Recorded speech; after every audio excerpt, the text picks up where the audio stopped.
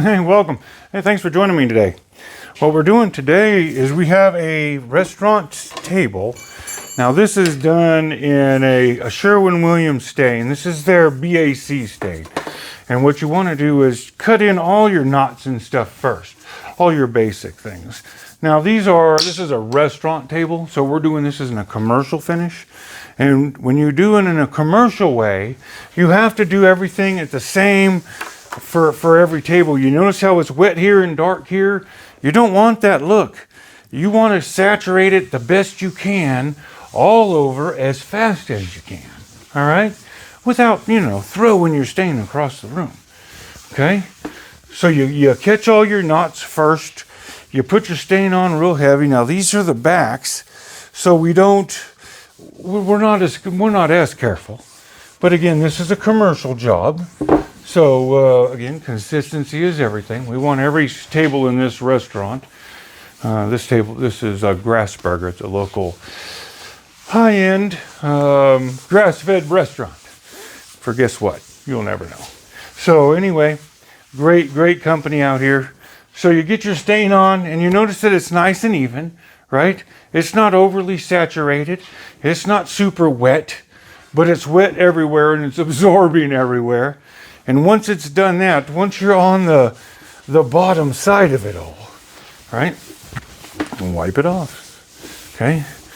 Anything you have your knots and such like this, blow those out. If you have a compressor, if not, get one or get a can of air. And blow your little recesses out.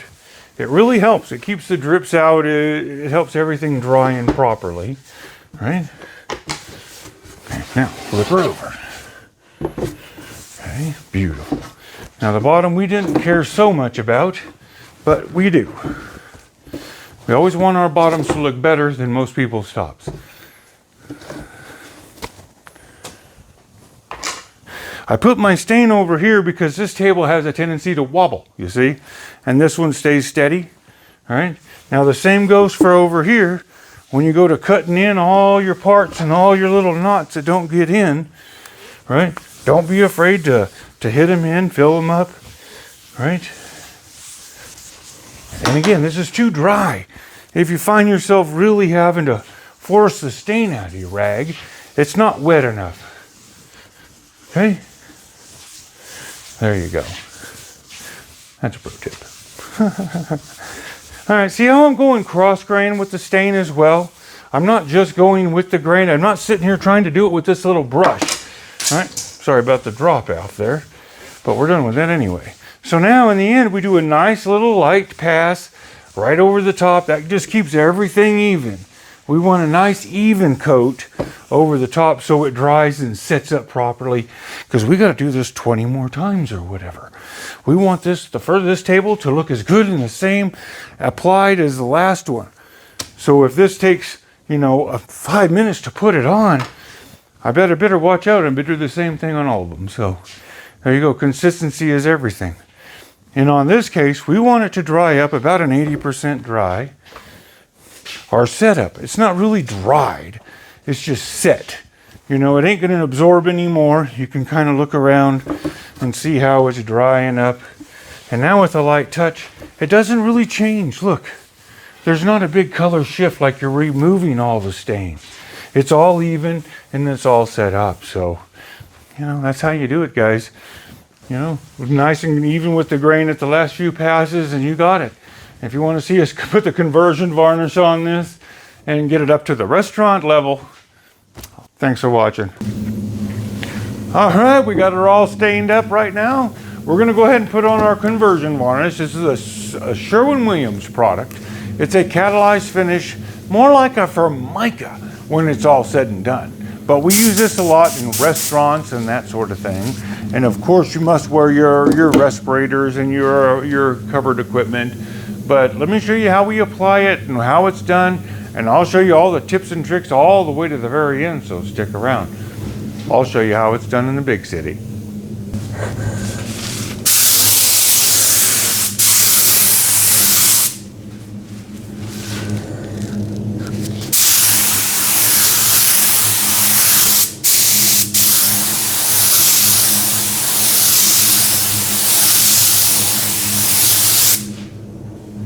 Notice how I paused on the fly to adjust my air pressure. I could tell at this point that it was actually applying it a little too aggressively. And it was more on the aggressive of the air side, not on the fluid side. So that's how you do it. If you blend it back in, you're not going to get any oversprays. And that's when you know you're putting it on wet enough. So thanks for watching, guys. Let's keep it going. Okay, now we're going to spray the tops. We've already done the backs and the edges, so let's do the tops. Stick around. Watch it transform. Watch the color shift. It's really pretty.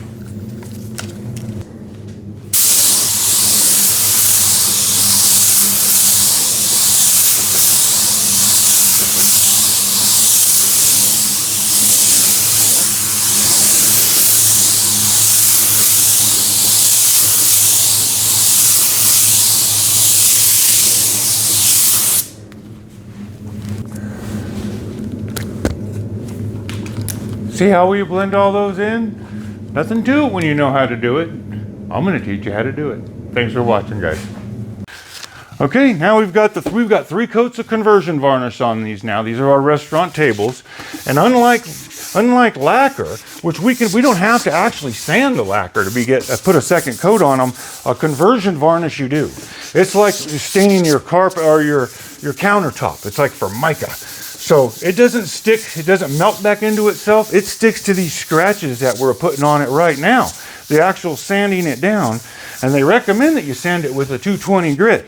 Now this is 320, but this is a 220 scratch pad. So after I knock down the heavy high parts with 320, I go back over it with a 220 grit pad and with a light even touch, but everywhere that finish is gonna get wet again, it needs to have a scratch to it or it will fail. So this is a commercial finish. These are for a restaurant in the local area around here. It's for Grassbarker. But anyway, that's how we do it there. And you can see how perfectly it's scratched. This stuff powders up like dust, right? And this dust all has to be removed. We're gonna blow this off, tack it off 100% before we coat it because it won't melt itself. Those particles will float into the next coat of finish. So we got one more going on top of this one. Stick around here and we're gonna make this one, put our last coat on it and watch it transform. You'll be the first to see Grassburger's new table. So thanks for watching, guys. See you on soon. Okay, now we're going to be applying the conversion varnish. This is our 4th coat and final coat. We're only allowed to go to 5 mils. So this is a mil thickness gauge, and you can see that how thin these mils really are. So anyway, I'd recommend one of them. But anyway, we're going to put this on. It has to go on from a scratch surface as we showed you. It's been blown off, tacked off. Let me show you how it's done.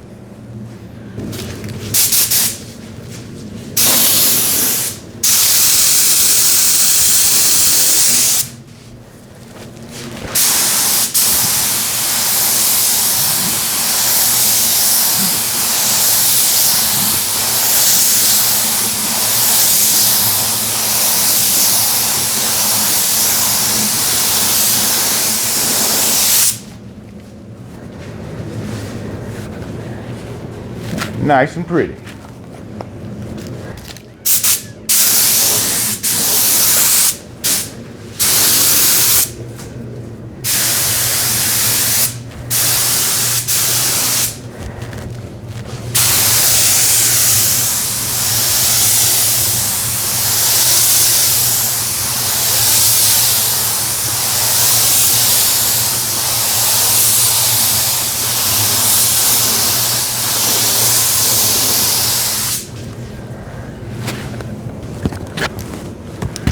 Now notice that wasn't put on with 1 or 2 passes. You got to keep your pressures down a little low and nice and wet, but not too thick. Beautiful. Let's stick around and we'll see the end results. Okay, well we got our final coats on here. Look at how pretty that turned out, huh? Now this is restaurant quality. This is conversion varnish, so it's super durable and made to last for a lot of abuse. So thanks for joining us, guys. This is how we do it for the restaurants and go industrial. And if you like this kind of content, and I'm going to put you another one right there. Don't forget to subscribe. Thanks for watching.